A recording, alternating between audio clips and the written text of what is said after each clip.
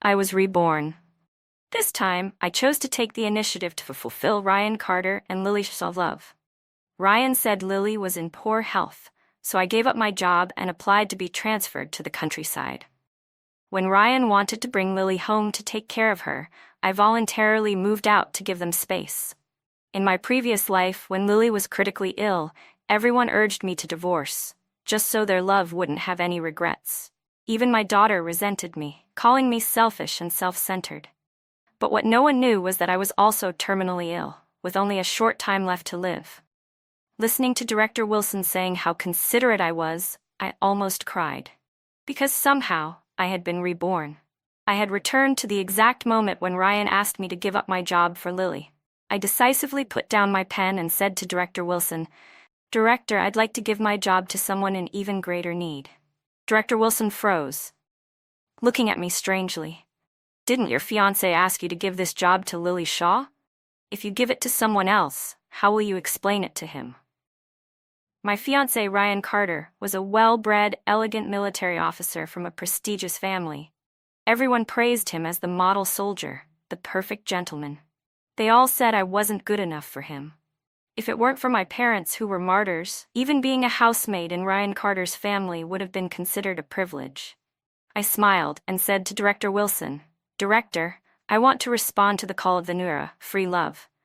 We no longer support arranged marriages like in the old society. And as the child of martyrs, I should set an example and actively help those in need." Hearing my passionate speech, Director Wilson was so moved that he clapped enthusiastically, his eyes filled with admiration for my sense of duty. Seizing the moment, I submitted my application to be transferred to the countryside. Women can hold up half the sky. Everyone has a responsibility to build the nation. As I left with my approval notice in hand, I could still hear Director Wilson singing my praises. In my previous life, I didn't go to the countryside, because in just a few days I was going to marry Ryan Carter. Soon after the wedding, we had a child. And I stayed home to take care of the family while Ryan remained in the military. As he climbed the ranks and was assigned to different places, we began a long-distance marriage. But wherever Ryan went, he always took Lily Shaw and her son with him. Outsiders praised him for being loyal, devoted, and honorable. Only I knew his true nature, his coldness, his indifference. He left me behind to care for our child and his elderly parents, expecting me to clear up every rumor for him. I watched as our daughter grew from a baby into a toddler, and then step by step, she drifted further and further away from me. Eventually, she married Lily Shaw's son, turning them into a real family. I was confused. I was furious. But Ryan Carter accused me of being petty and narrow-minded. With just one dismissive sentence, he completely crushed me. What was even more laughable, no one even told me about my daughter's wedding. Afterward, Ryan showed me the photos. He said, "Don't be upset, she just didn't tell you because she knew you wouldn't approve." In the photos, my daughter was holding Lily Shaw's arm intimately, as if they were the real mother and daughter. How long had it been since she smiled at me like that? Ever since she started dating, she had grown impatient with me. She even repeatedly urged me to divorce. "Mom, what's the point of staying with Dad? You should just get a divorce. It'd be better for everyone." "Mom, you know Dad doesn't love you. Why can't you let go and help him be with the one he truly loves? Mom, you're so selfish. You know he doesn't love you, yet you still refuse to divorce him. Mom, you don't deserve my dad. Get a divorce and let him live the rest of his life in peace." A divorce would be better for who? Who exactly was I supposed to fulfill? Who was even worthy of Ryan Carter? It wasn't until then that I realized the daughter I had raised with so much love had always been on her future mother-in-law's side. She was standing up for Lily Shaw, feeling sorry for her. But why?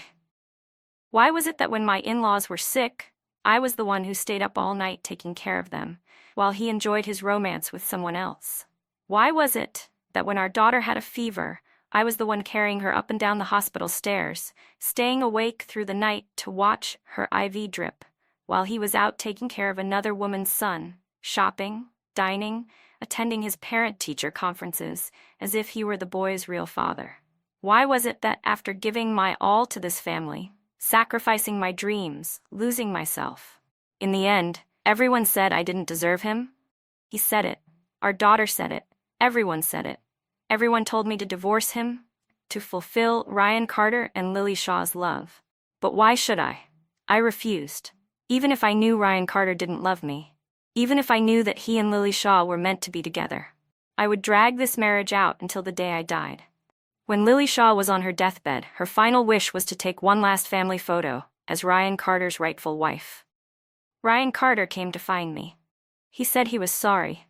He hoped that for the sake of Lily Shaw, who was dying, I could let them be together. I looked at him carefully. He was still as handsome and refined as I remembered. Time seemed to have favored him, and the added wrinkles on his face only made him appear more gentle. His back was still straight, unwavering as ever. From youth to old age, he had been Lily Shaw's shelter, holding up an umbrella for her throughout her entire life, yet he had never once sheltered me. In the end, he even poured the rainwater from that umbrella onto me. The more desperate he was, the colder I became. Our conversation ended in discord. But in the end, I still fulfilled their wish, with my death. I died on the day my daughter came to persuade me to divorce him once again. When she saw that neither reason nor morality could sway me, she stood up in anger, saying, "I'd rather not have a mother like you," before slamming the door and leaving. She didn't see the terminal cancer diagnosis slip fall from my hand. She didn't see that I died with my eyes open.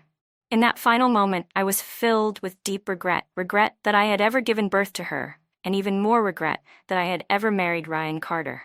But I was lucky. I was reborn before I married Ryan Carter. This time, I would live for myself. When I got home, I carefully put away my approval notice for the countryside transfer and started packing my belongings. This apartment had been assigned to Ryan for our upcoming marriage. It was a 2-bedroom unit. Since the wedding date was approaching, I had already moved in, though we each had our own separate rooms. As I packed, I thought about the coming days, planning my future. I had decided to go to the countryside because I knew that a future pioneer in the agricultural field was there. I wanted to study under him, to contribute to the nation, and to find my own sense of purpose. While I was immersed in my thoughts about the future, Ryan came home. As expected, he had gone to see Lily Shaw and her son first, before bringing them back with him. Lily held her son's hand as they walked in behind Ryan. The moment she entered, she smiled and said, "Sister, we're bothering you again." To be honest, Lily Shaw was not a striking beauty, but she had a delicate, frail appearance that easily evoked a man's protective instincts. As she spoke, she glanced at Ryan Carter, then lowered her head with a gentle smile, exuding the affectionate charm of a newlywed wife returning home with her husband. Her son was clearly familiar with the house.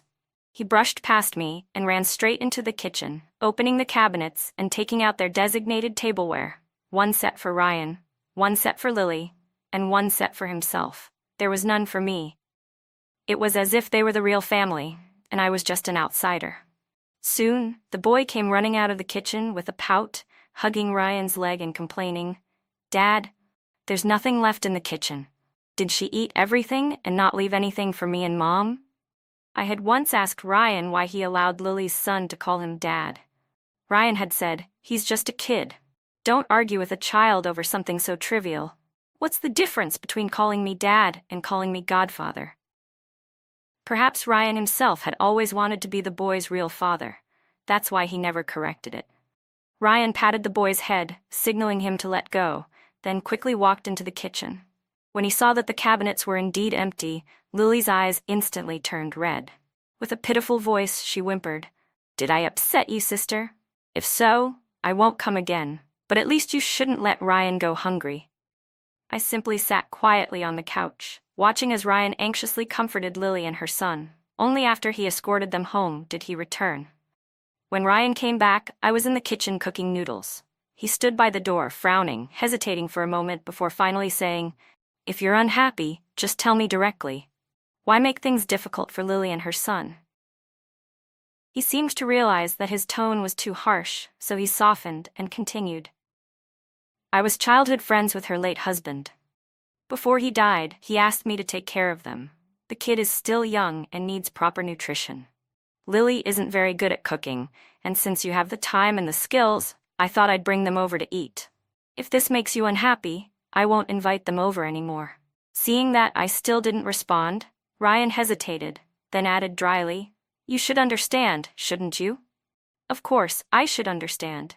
After all, when my parents died, his family took me in. So, that meant I owed them, didn't it? The next morning, as soon as Ryan left, I left right after him. I needed to go back to the Carter family home. My engagement to Ryan Carter had been arranged by his parents. At the time, there were even witnesses present. If I was really going to separate from him, I needed to talk to his parents first and inform the witnesses from back then. That way, neither of us would have any trouble marrying in the future. After packing my belongings, I bought a few gifts to bring home as a courtesy. I walked slowly, savoring the thought that in just a few days I would finally leave this place and start my life over. The thought filled me with a sense of motivation and excitement. When I arrived home, Ryan was already back. There were still a few dishes left on the dining table. "Why did you come back so late? You haven't eaten yet, have you?" "I'll heat up some food for you," he said, picking up a plate and heading toward the kitchen. As he passed by me, I caught the faint scent of roses, Lily Shaw's shampoo. So, he had dinner with her and her son. Judging by the lingering scent, they had probably just left. It seemed that my presence here was interfering with their time together. "I already ate," I said simply, then went straight to my room. Most of my packing was done. I hadn't brought much with me to begin with, so I only needed to check everything once more tomorrow. Since I had already decided to leave, I wanted to make a clean break, no traces of myself left behind. Feeling tired, I stepped out to the living room to get a glass of water. Ryan's door was slightly open. The moment he saw me, he held up the marriage application form and asked, "Which day do you want to set for the wedding?" I glanced at my packed luggage in the corner before replying. "Marriage is a big event. There are many customs to consider. I'll go home tomorrow and ask Uncle and Aunt about it." Ryan nodded in agreement. In reality, submitting the marriage application was just a formality.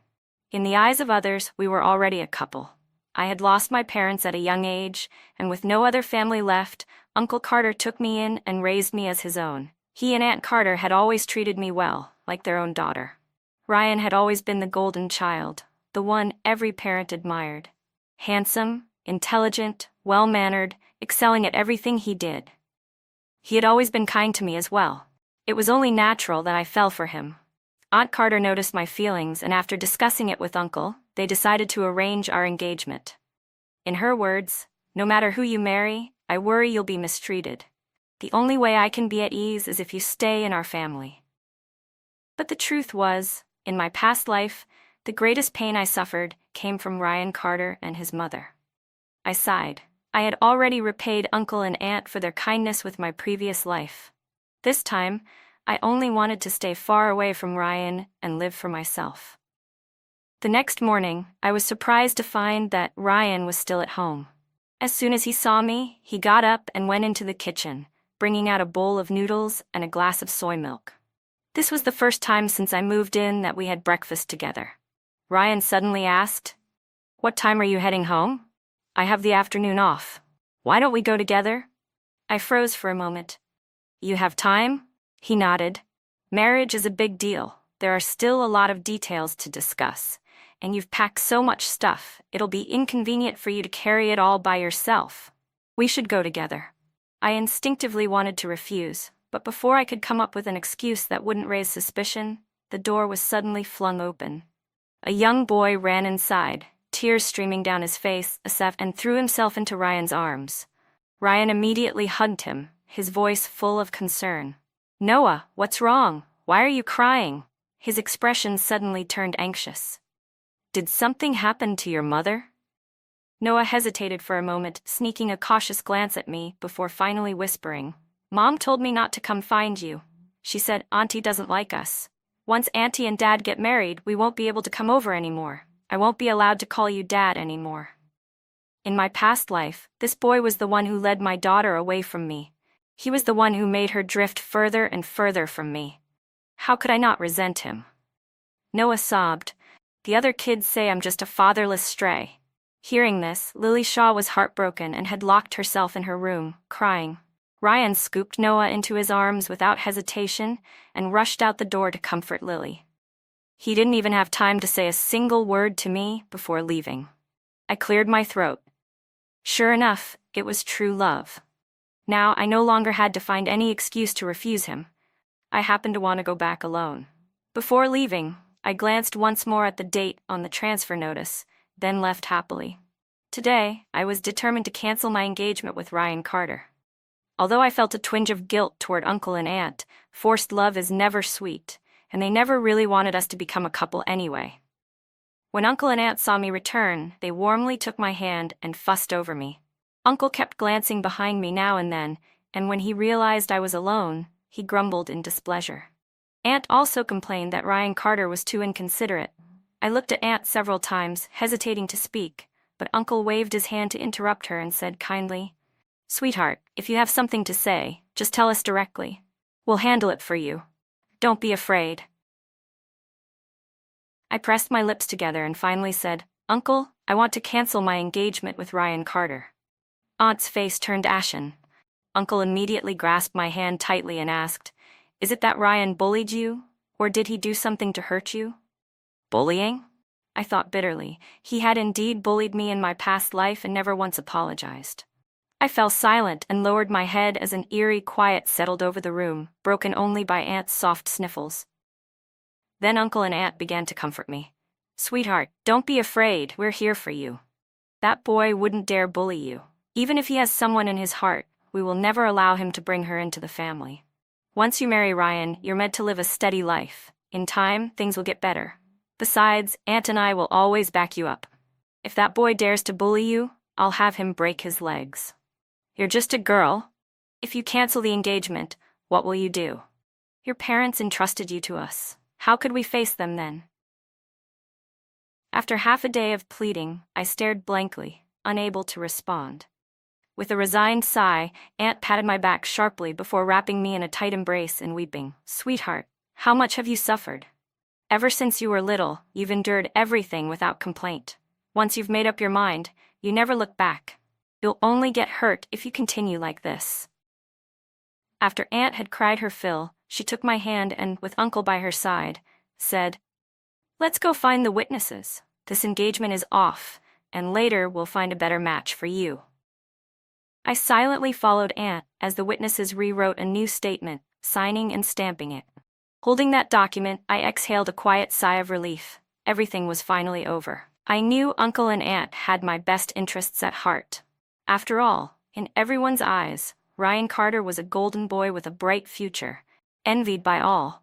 That was why they had carefully considered my cancellation request, despite me simply saying, "We just don't suit each other." It was undeniably a stubborn decision on my part. But whether they feared I'd be mistreated or were simply indulging my choices from my past life, I couldn't and wouldn't explain further. I couldn't tell them that Ryan Carter neglected me for Lily Shaw, that my daughter had become Lily's little confidant, or that in my previous life I died with my eyes open. Everyone said I was the stumbling block to the happiness of Ryan Carter's entire family.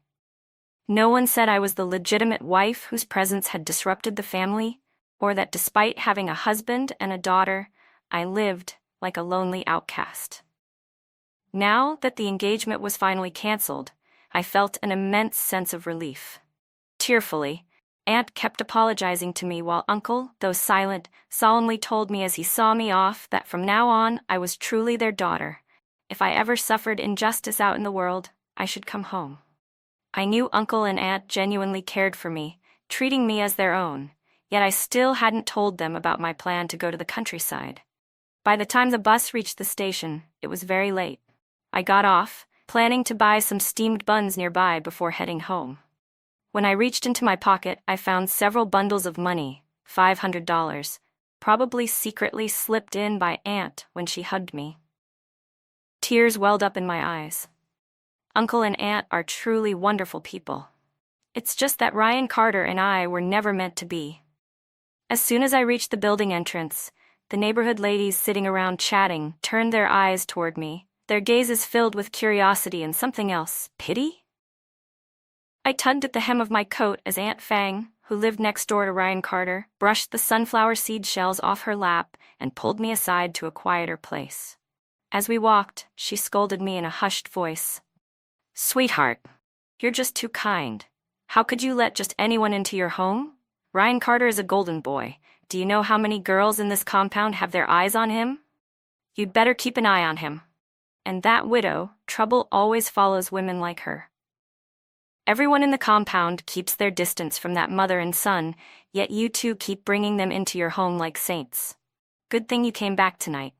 If you hadn't, with all that ruckus in the afternoon, who knows what the entire compound would be gossiping about tomorrow. That Lily Shaw, she doesn't seem like someone who knows her place. You'd better be careful. If anything happens, you can always come talk to us." Only then did I understand what had happened. It turned out that Ryan had brought Lily Shaw and her son to live in the house. He must have known that his actions would be met with judgment, so he simply used me as an excuse to justify it. I let out a cold, mocking laugh. So Ryan Carter did understand propriety. He just pretended not to when it suited him. He wrapped himself in a facade of loyalty and righteousness to conceal his true, ugly intentions. I had only been gone for a day, and he was already bringing them into our home. Was it desperation, or could he just not restrain himself? Not that it mattered to me anymore. In 2 days, I would be leaving this place forever. When I looked up, I caught Aunt Fang's eager gaze. I knew these neighborhood ladies weren't bad people. They just loved to gossip.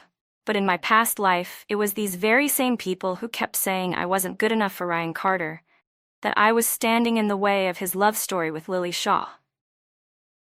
I thanked Aunt Fang for her concern and said nothing more as I headed home. What was there to say?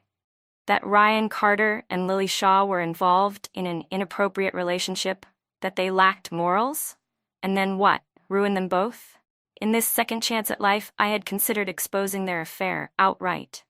After all, in my past life, they had destroyed me. How could I not hate them? But I couldn't bear to hurt Uncle and Aunt. They had been too good to me, so good that even my hatred for Ryan Carter felt like it would harm them too.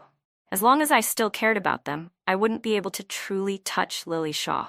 Besides, if things escalated publicly, Ryan Carter would have no choice but to marry Lily for the sake of his reputation and so-called honor. Wouldn't that be exactly what she wanted? A fly doesn't land on an unbroken egg. In the end, Ryan Carter was the one who let his heart stray. When I opened the door, the laughter inside the house came to an abrupt stop. Ryan and Lily were standing in the kitchen, both wearing matching aprons, while Noah ran around them, giggling. They looked just like a happy little family. Ryan was the first to react. He put down the plate in his hands and walked toward me, reaching out to take the bags I was carrying. "You're back," he said, his tone casual. I ignored him and walked straight toward my room, only for him to step in front of me and block my way. Before I could say anything, Lily scooped Noah into her arms and without hesitation, walked straight into my room. I frowned, turning to Ryan for an explanation. He coughed awkwardly before speaking. "Lily hasn't been feeling well lately, and Noah is still young. I let them move in for a couple of days so you could help take care of them. I figured you'd find out when you got home, so I didn't mention it to you beforehand." It was only then that I noticed my suitcase had been moved out, dumped carelessly on the floor by the window. Ryan followed my gaze and, realizing what I was looking at, hurried over to pick up one of my coats, brushing off the dust with his hand. "I saw you didn't have much stuff, so I thought it'd be easy to move. I let Lily and Noah take your room for now. I was planning to sort out your things after Noah finished eating, but you came back earlier than I expected." So, was I not supposed to come back? Seeing that I was still silent, Ryan shifted uncomfortably before adding, "We're getting married soon. Why don't you move into my room instead?" I didn't say anything, but I followed him inside anyway. On the table, the marriage application was still sitting there, with the wedding date left blank. After setting my things aside, Ryan sat down across from me. "How are my parents? What did they say about the wedding?" I paused for a moment before saying, "Uncle and Aunt are doing well. You should visit them more often." Then I added, "As for the wedding, Uncle and Aunt want to ask around for advice first. There's no rush. We'll wait." After all, in 2 days, I would be leaving this place. The longer I could delay things, the better. Ryan Carter suddenly chuckled. As long as you visit, they're happy enough. Why would they need me to go back? I had no interest in entertaining his jokes. I merely nodded absent-mindedly, eager to go to bed. "Dad, I'm hungry," Noah called from the living room. Ryan asked me to join them for dinner, but I shook my head. "I already ate," I replied. He left, and soon the scent of food filled the air, accompanied by the cheerful laughter of what sounded like a happy family. A doting father, a gentle mother, and a good son. Lily Shaw really did have a good son, at least one who loved his mother. He was better than my daughter had been. I shook my head, forcing myself not to dwell on the past. I was jolted awake by Noah jumping on the bed. He was using Ryan's bed as a trampoline, completely disregarding the fact that I was sleeping on it. When he saw I was upset, he immediately burst into loud sobs. Lily and Ryan rushed in at once. I kept my expression cold and said, "Apologize." Instead of apologizing, Noah saw Ryan and immediately played the victim. "Dad, I hate this auntie. She doesn't like me or mommy. She bullies us. Dad, don't marry this mean lady. Dad, can you kick her out?" Lily's eyes welled up with tears as she sobbed pitifully. "I'm so sorry, sister. It's my fault for not teaching Noah properly. Please don't be upset. Even if you don't like me, don't take it out on a child. Noah is just a kid after all." Ryan, looking distressed, held Noah in his arms and comforted him. Then he glanced at me disapprovingly, silently urging me to apologize to Lily and her son.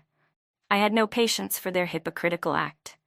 Without a word, I stood up, grabbed my packed luggage, and prepared to leave. Ryan quickly blocked the door. "Where are you going?" "It's late. Why are you running off just because of a child? You're an adult. Why are you being so petty?" Seeing that I was truly furious, Lily hurriedly took Noah from Ryan's arms and retreated into her room. Ryan forced me to sit down on the bed and dragged a chair over to sit across from me. He had just opened his mouth to speak when I stretched out my wrist. Where Noah had stepped on me earlier, a red and swollen mark had already formed. Ryan's words caught in his throat. His face turned red, as if he was struggling to justify himself. After a long moment, he finally spoke in a pleading tone. "Noah is just a kid. It hasn't been easy for Lily to raise him alone, of course. She's put all her love into him. You're an adult. Can't you be more understanding? Noah never had a father growing up. If anyone should understand him, it's you. I know you don't like Lily, but do you really have to push them away like this? Can't you just apologize and make things right?" I let out a sharp laugh. "I'm not the one pushing them away. I'm leaving on my own, making space for them. You didn't even tell me before bringing them into this house. You threw my things outside. Isn't it you who's forcing me out? You wanted to bring them home, so you used me as a shield. So you do know that what you're doing is shameful?" Ryan's face turned pale. His hands trembled as he pointed at me, but for a long time, he couldn't say a word. In the end, he stormed off. That very night, I moved out of Ryan Carter's house. The commotion wasn't small. Several neighbors peeked out from their doors and windows, curious about what was happening. But none of it concerned me anymore. I had no intention of ruining Ryan Carter. But if he wanted to destroy himself, I certainly wouldn't stop him. There was a guest house near his place. That night, for the first time since my rebirth, I slept soundly. The next morning, I was awakened by the sound of furious knocking. When I opened the door, I found Lily standing there, her eyes red with anger. "Did you do this on purpose?" she demanded, her voice trembling. I remained silent. It turned out that after I left with my luggage last night, rumors had already spread through the entire compound by morning. Everyone was whispering about Ryan Carter and Lily Shaw's affair, casting judgmental glances at them wherever they went. Lily, her eyes blazing with fury, snapped, "Do you really think moving out will make Ryan marry you sooner? Or do you think that by making a scene like this, Ryan will abandon me and my son?" Lily Shaw sneered, her voice filled with venom. "Let me tell you something. Ryan Carter will never marry you. And no matter what you do, you'll never be able to get rid of me. You can't win against me." With that, she covered her face and ran off as if she were the one who had suffered the greatest injustice. In my past life, I had always known that Lily saw me as a rival. I knew she had feelings for Ryan, but I had never doubted my own relationship with him. We had grown up together, childhood sweethearts. Even when everyone said I was reaching too high by marrying him, I had never felt insecure about it.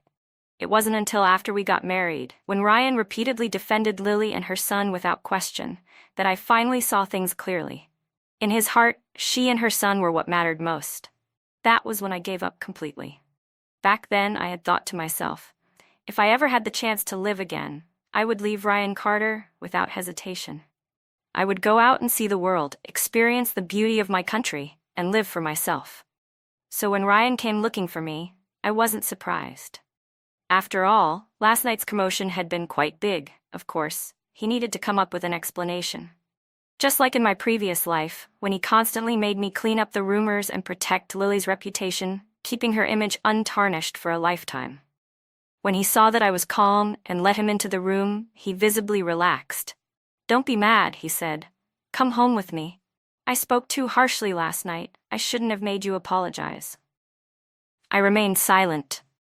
I didn't agree, but I didn't reject him outright either. Ryan grew impatient.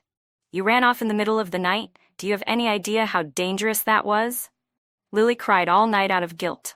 "She didn't even eat this morning before going out to look for you. You, of all people, should understand Noah the most. You grew up without parents, too." I cut him off coldly. "Ryan Carter, you know that losing my parents was the greatest pain of my life, yet you always use it to guilt-trip me. Every single time, you use my pain to force me into understanding Noah. You know I don't like Lily and her son, yet you keep making me accept them. You even brought them into our home without telling me, expecting me to take care of them." I scoffed. "You say it was dangerous for me to be out alone at night, but did you come looking for me? There's only one guest house near our home. Did you even spend a second trying to find me, or were you too busy comforting your precious Lily?" It was as if I had hit a nerve. Ryan stiffened, his voice rising defensively. "What do you mean by my precious Lily?" His tone was laced with guilt, but he still tried to sound righteous. "I've told you before, her late husband was my childhood friend. I'm just fulfilling his last wish by taking care of them." I let out a sharp, mocking laugh. "Your childhood friend? Which one? Funny, because we grew up together, and I don't recall you ever mentioning someone like that." Ryan's breathing faltered. He had forgotten that I had known him my entire life. I knew every single one of his friends. In my past life, I hadn't questioned him because I had been blinded by my naive belief in love. In this life, I didn't question him because I simply couldn't be bothered to expose the disgusting truth hidden beneath his self-righteous act. "You use the excuse of fulfilling a brother's dying wish to justify your emotional entanglement with Lily," I continued, my voice sharp. "You paint yourself as a loyal, honorable man. But tell me, why aren't your other comrades helping her? Why is it only you who has taken her and her son in? Have you ever noticed how your fellow soldiers look at you when you're with her? Do you really think wrapping yourself in a cloak of morality makes people blind to the filth underneath? People aren't fools, Ryan." His face turned red and blotchy, his hands trembling at his sides. But he forced himself to remain composed. "I know you're angry right now," he said stiffly. "Stay here for a couple of days. Once I settle things with Lily and Noah, I'll come back and take you home." I smirked as he turned to leave. "Ryan," I called after him, making him pause in his tracks. "You once told me that Lily was too weak to do hard labor, that she couldn't work in the factory, and you asked me to give up my job for her. Well, I've already spoken to Director Wong about it." Ryan's face froze. The next moment he grabbed my hands excitedly. "Mia, I knew you were the most understanding." His expression lit up as if he had just won the greatest prize. "Don't worry. I promise I'll marry you." He was so eager, he didn't even have time to notice the scornful smile on my face before he rushed off. I watched him go, shaking my head in disbelief. How shameless did he have to be to think I would still want to marry him? Did he really believe that being his wife was some grand favor he was bestowing upon me, something I should be endlessly grateful for? That if I dared to refuse, it meant I was ungrateful and unreasonable? Without the illusion of love to mask it, Ryan Carter was nothing more than a self-absorbed, entitled man who made me feel sick to my stomach. The next morning, I arrived early at the meeting point. Director Wong, worried that I might not adjust well, had even arranged for a few people from the same rural assignment to look after me. I sincerely thanked him, then handed him a carefully prepared gift. It wasn't until I got off the train that I finally felt like I had left everything behind. I finally let out a long breath of relief. Unexpectedly, I met someone I had admired my whole life, Professor Michael Fang. In my past life, I had been trapped in endless household responsibilities, never getting the chance to pursue my own ambitions. But this time, I had finally broken free. I had time to learn, to grow, and to realize my own value. Aside from working, eating, and sleeping, I devoted every remaining moment to studying and researching agricultural science. Because of our shared interests, Michael Fang and I grew closer over time. By the time I saw Ryan Carter again, 2 months had passed. I wasn't surprised by his arrival. A month ago, Director Wong had written me a letter informing me that Ryan had learned of my transfer to the countryside. On the day I left, Ryan had taken Lily Shaw to handle some paperwork, only to find out that the job he had planned for her had already been given to someone else, a child of a fallen soldier. Upon hearing this, Lily had caused a huge scene on the spot, and Ryan's face had been dark the entire time. I wasn't sure whether his frustration was directed at me or at Lily's outburst. Now, standing before me, Ryan frowned and studied me from head to toe. When he saw that I was doing well, he let out a sigh of relief. "I don't agree to the engagement being cancelled," he said firmly. "Come back with me." I took a step back, putting distance between us. A flicker of hurt flashed in his eyes, and he anxiously stepped forward, his voice unsteady. "Mia, there's nothing between Lily and me. I only promised her late husband that I'd take care of her and her son. If you don't like her, I won't see her again. Mia, in my heart, you are my wife. The only person I've ever wanted to marry is you." I listened in silence. Under his hopeful gaze, I calmly replied, "Go home. Lily and her son are waiting for you." My single sentence shattered all the light in Ryan's eyes. His entire being radiated pain and despair. Ryan stayed for a few days, but I continued my life as usual, working, eating, and studying under Michael Fang. Ryan insisted on following me everywhere. Sometimes, when I had to carry heavy crates at work, he would rush forward to take them from me. "These are too heavy," he said. "I can't bear to see you struggle." I looked at him steadily. "These crates aren't as heavy as the ones in the factory. The work I'm doing here is much easier than what I did back there. You told me Lily was too weak to do hard labor, so you asked me to trade places with her, forcing me into factory work instead. But now you say you can't bear to see me struggle? Why?" The color drained from Ryan's face. His lips trembled. "Mia, I'm sorry. I won't do it again. Come back with me. Let's live a good life together, just the two of us, okay?" I rejected him without hesitation. No. When I discussed soil temperature and humidity with Michael Fang, Ryan couldn't understand a word. He could only stand by, feeling frustrated, just like I had once felt when I was left out, an outsider in my own marriage. Ryan started to subtly express his dislike for my closeness with Michael. He had overheard people saying that Michael and I were a perfect match. I met his gaze coldly. "There's nothing between us. I'm just learning from him. Shouldn't you, of all people, understand that?" Ryan was speechless. He had no way to refute my words. He must have remembered how he had once demanded that I understand and be patient with Lily and her son. Ryan had taken leave to visit. On his last night here, he got drunk. For the first time in 2 lifetimes, I saw him cry. Tears streamed down his face as he sobbed. "I was wrong. I regret everything. I've only ever loved you. From the very beginning, the only person I wanted to marry was you. Did you know?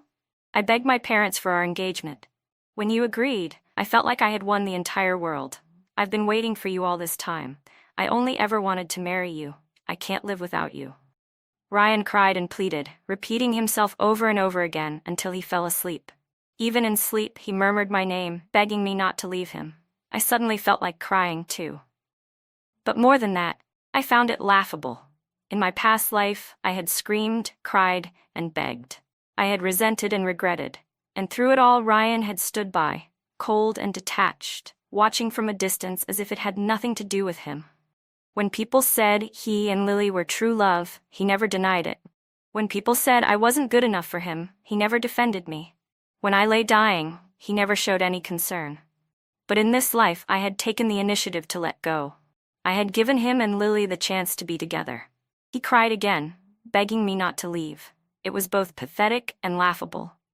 Ryan Carter left, but every month, he wrote me letters. Along with them came his entire salary. He said he would always wait for me to return. He said he had already tidied up the new house. He said he had sent Lily Shaw and her son away. He said he had applied for a transfer to be stationed near me. He said he wanted to spend the new year with me this time. But in the end, he didn't come. Because he married Lily Shaw. From that moment on, I completely cut ties with Ryan Carter. Years later, after finishing my degree with Michael Fang, I entered a research lab. During a scientific conference, I unexpectedly ran into Director Wong and finally learned what had happened to Ryan Carter. It turned out that Lily had discovered Ryan's transfer request. She was terrified that if he left, she and her son would lose their only source of security. So she deliberately got him drunk and spent the night in his room. The resulting scandal was so explosive that Ryan had no choice but to leave the military. Lily lost her job as well. Director Wong sighed. Their life together is a complete mess. They argue constantly, small fights every 3 days, major blowouts every 2. The whole neighborhood gossips about them. Ryan used to have such a promising future, but now he's taken to drinking and getting into fights. Just the other day, he and Lily had such a big brawl that they ended up at the police station. His current employer finally had enough and fired him. Director Wong patted my shoulder. You're really lucky. When you applied to leave for the countryside, I actually felt sorry for you. But now I see that your parents must have been watching over you, protecting you from disaster. I smiled. I knew I truly was lucky.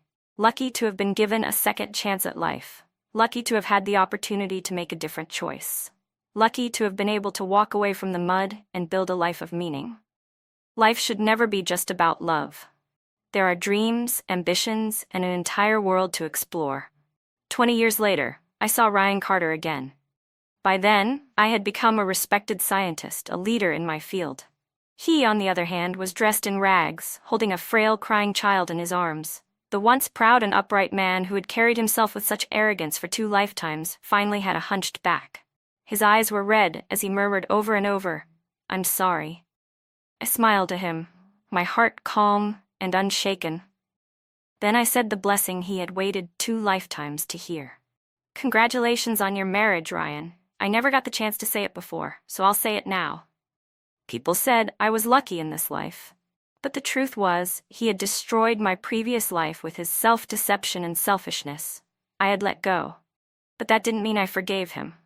Ryan stood there, his face filled with self-loathing. He let out a bitter laugh. "You should hate me. I deserve it. This is my punishment." Just then an announcement came over the speaker. "Professor Carter, please proceed to the stage." It was the centennial celebration of my alma mater, and I had been invited to give a speech. I smiled at Ryan one last time. I should go now. Then, without looking back, I walked toward the life I had built, a life filled with meaning and achievement. No goodbyes, no reunions. For the rest of our lives, we would never meet again. In this lifetime, I dedicated myself to my country, to scientific research, becoming someone worthy of admiration. Love may be disappointing, but effort never betrays you. Ryan Carter's perspective, after Mia left. After Mia left, Lily Shaw changed. She started finding ways to stop me from looking for Mia, even scheming against me. In the end, she forced me into marriage. After we got married, she became completely unhinged. If I so much as exchanged a word with another woman, she would grow paranoid and manipulative. If I attended a company gathering, she would storm into my workplace and cause a scene. She drove my parents to their graves with her relentless tantrums. One night, during yet another argument, Noah lost control and smashed a chair over my head, knocking me unconscious. Thinking he had killed me, he panicked and ran. In his desperation, he rushed into the street without looking. A car hit him. He died instantly. Lily went insane the moment she saw Noah's body, his tiny form broken beyond recognition. When I woke up, a new set of memories flooded my mind. And in that moment, I knew. I knew why Mia had been so desperate to leave me. I knew why she had chosen to go to the countryside. Why she had done everything to cut ties with me. and I knew that in this lifetime, there was no way to make things right. After Mia's death in our past life, I discovered the truth. Lily's so-called critical illness had been a lie. She had only pretended to be dying to force me into a divorce.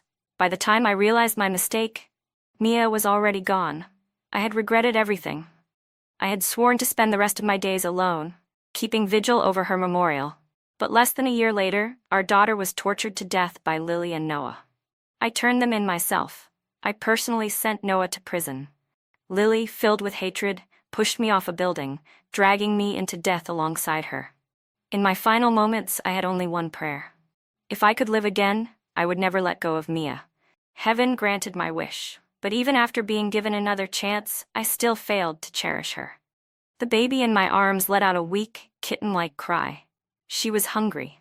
She had been starving for days, and I had no money to buy milk for her. I could only feed her watered-down rice soup. She was Noah's daughter. After Noah died, his wife abandoned the baby and ran away. Now, she was the only family I had left. "Don't cry, sweetheart," I murmured, holding her close. "Grandpa will take you home for some rice soup." But I no longer had a home to return to.